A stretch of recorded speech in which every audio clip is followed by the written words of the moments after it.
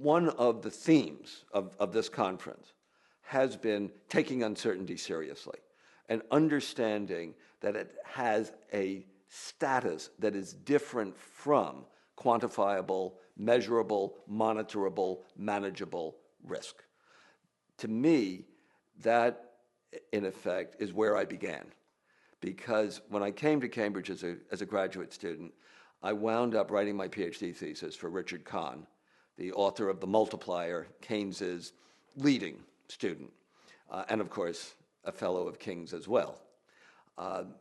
What I learned here was that the message, the fundamental micro foundations of Keynes's general theory begin with a recognition of radical uncertainty as the state in which everyone making decisions in the economy lives.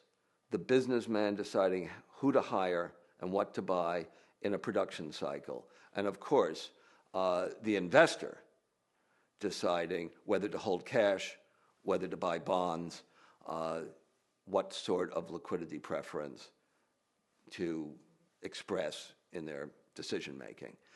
In fact, in the article that Keynes wrote in 1937, the year after the general theory, in the Quarterly Journal of Economics, which I just went back and read in the last couple of months, where he's basically trying to extract, distill for the professional audience the meaning of the general theory. In that article, there is nothing about stickiness of prices. There is nothing about stickiness of real wages, let alone stickiness of nominal wages, which he never was interested in. What there was an insistence on taking uncertainty seriously. And he actually has a paragraph where he says, what I mean by uncertainty, what I mean is the extent to which we simply cannot know what the distribution of wealth will be in the year 2000, what the price of copper will be in 1990. He's writing this in 1937. That's what a number of people at the conference have referred to as ontological uncertainty. It's of the nature of the universe.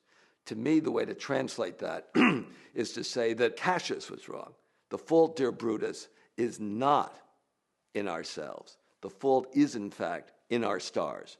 We happen to have the grave misfortune to have been born into a universe in which the second law of thermodynamics holds. Time moves in only one direction. We can't run the equations backwards. And nonetheless, we have to make decisions, the consequences of which we will only discover in a future which is radically uncertain. And most of the time, we're going to be held responsible, most of the time, responsible for those consequences. That's the problem that Keynes was addressing at the core of the general theory. And I'm delighted to hear how many of the people at this conference have seized on that to recognize how important that is for economic thinking going forward.